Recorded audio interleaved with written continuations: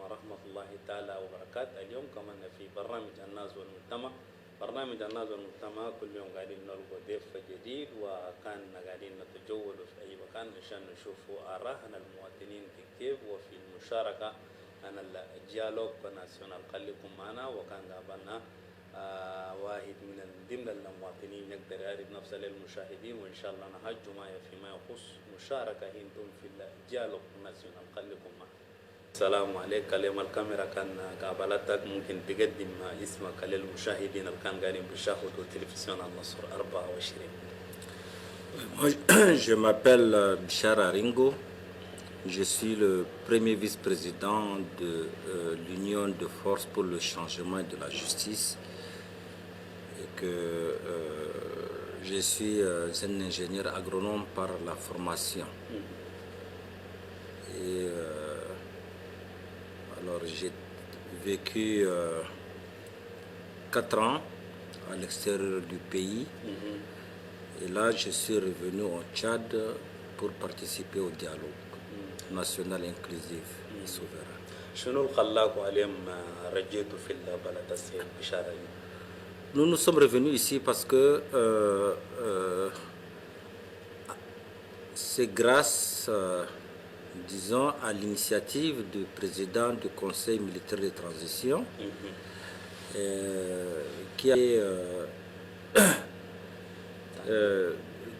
qui avait préconisé le dialogue national. C'est ainsi que nous avons été invités à Doha et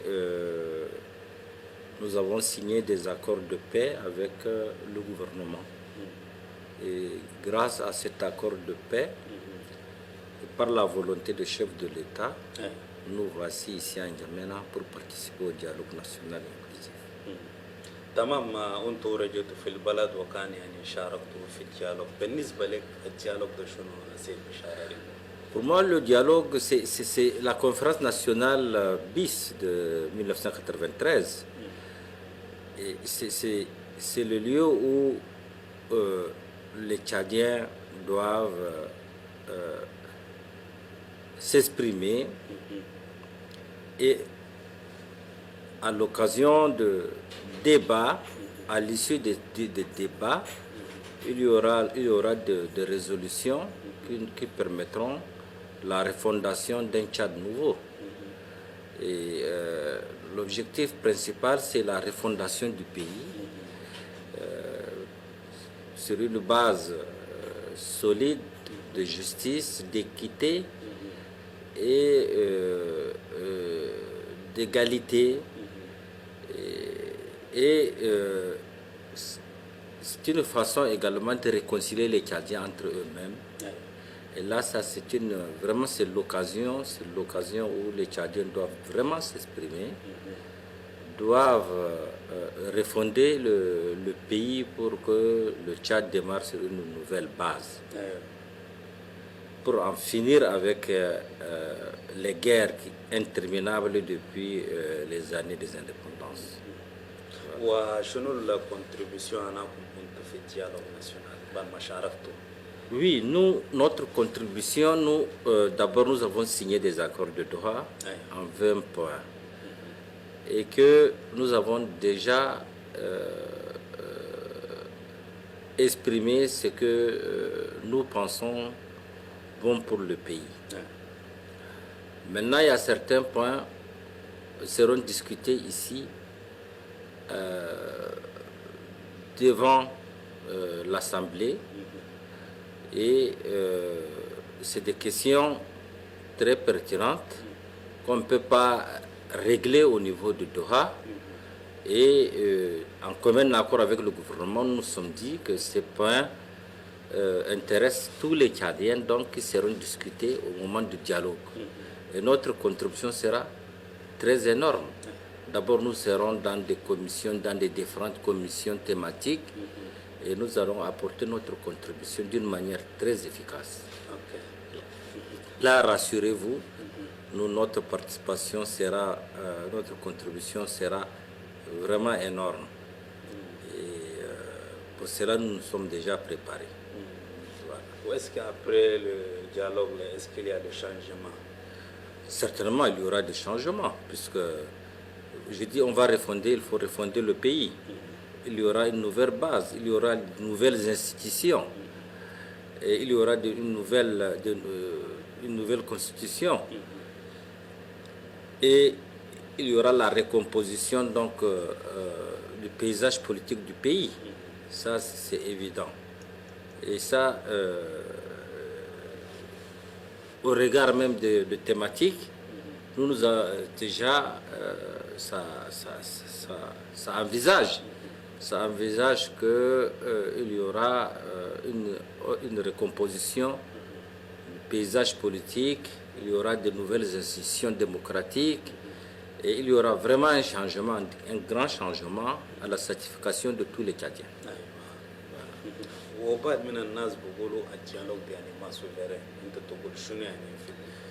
Le dialogue, il est souverain. D'abord, il y a un décret. Le président, le PCMT a pris un décret déclarant solennellement que le dialogue est inclusif et souverain.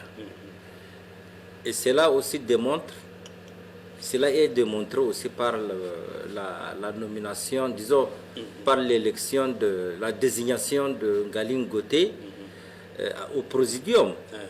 Le Ngaline Goté, c'est un homme que tout le monde connaît, très intègre.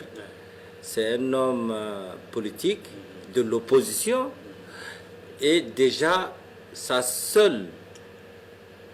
le seul fait qu'il soit président du Présidium, cela dénote de la volonté de pouvoir à rassurer les Tchadiens que rien n'a été ficelé comme les gens le pensent. Le débat sera libre et le dialogue sera souverain. Et là, moi, je suis convaincu.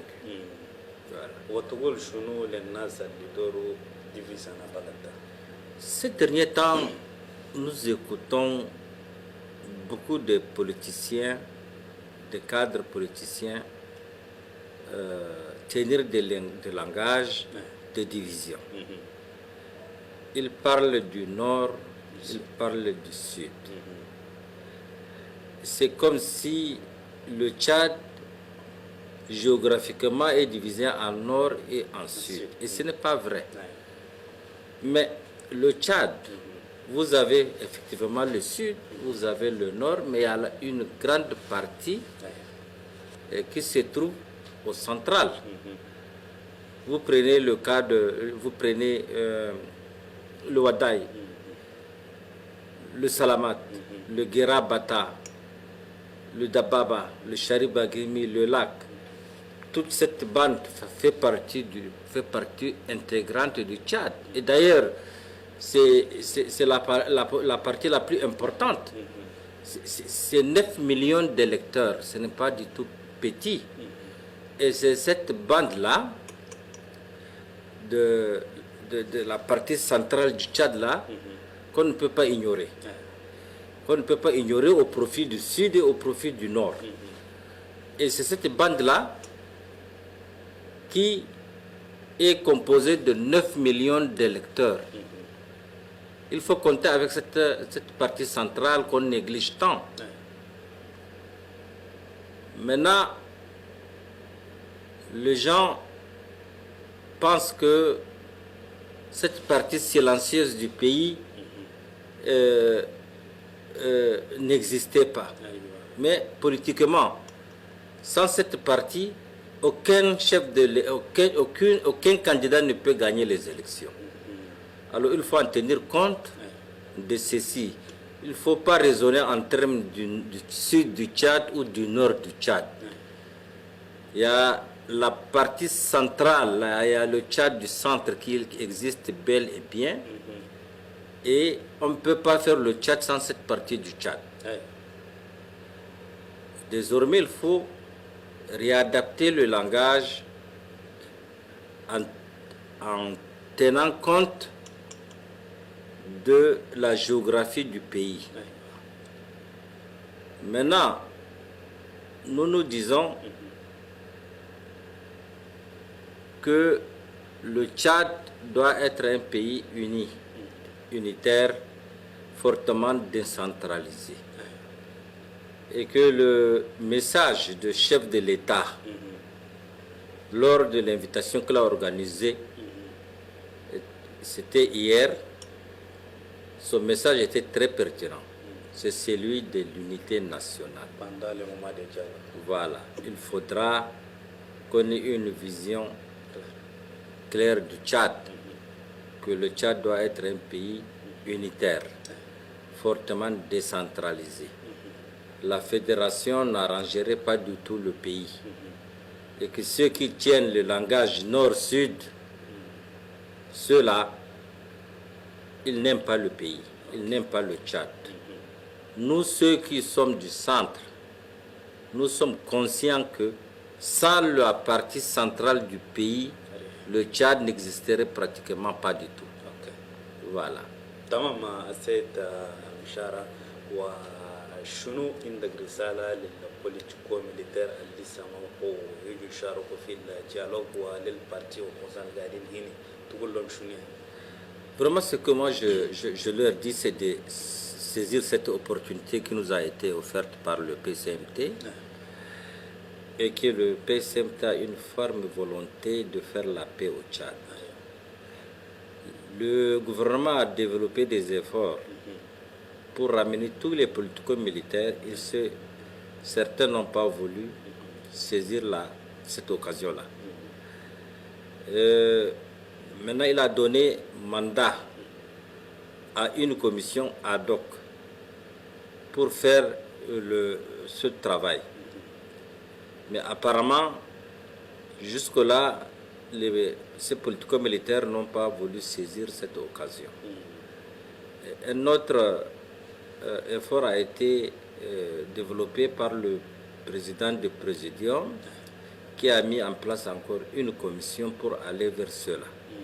Nous, notre souhait, c'est que le contexte international ne se prête pas à la lutte armée. Il faut se joindre à tous les frères qui sont ici en N'Djamena et participer au dialogue pour qu'on puisse refonder ensemble le pays. Le président du PCMT, tel que je vois, il a la volonté de faire vraiment la paix entre les Tchadiens. C'est un homme qui est déterminé pour changer, pour apporter un changement au niveau de ce pays. Voilà. Ça, il faut qu'on se rassure les uns et les autres. تمام وانت شنو رؤيتك في المستقبل في البلد؟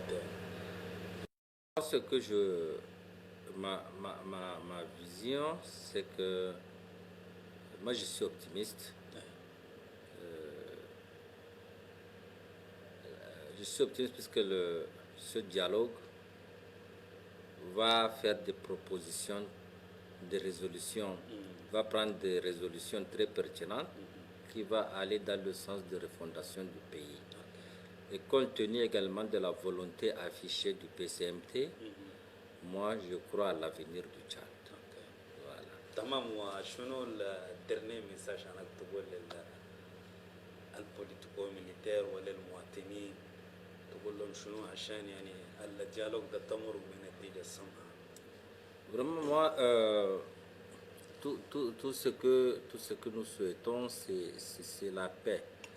C'est que tous les Tchadiens, soit les partis d'opposition qui refusent de s'associer au dialogue, que les partis politiques qui sont encore réticents, reviennent à la raison, qu'ils viennent participer au lieu de pratiquer la politique de la chaise vide. Il faudrait qu'ils viennent occuper leur place et qu'on engage sereinement le débat au sein, n'est-ce pas, de cette salle qui est un creuset de tous les Tchadiens, afin qu'on puisse vraiment trouver des solutions idoines au pays. Voilà. تمام شكرا سيد مشارة إنجو نشكرك كثير وإن شاء الله كان أجينا معك فيما يخص المشاركة أنتم في الديالوج ناسيونال هناك تصوير بكر مسكين ومعكم موسى محمد إن شاء الله تلقونا في حلقة ثانية ومع ضيف آخر تابعوا متابعة سيدة إلى اللقاء. Merci. شكرا.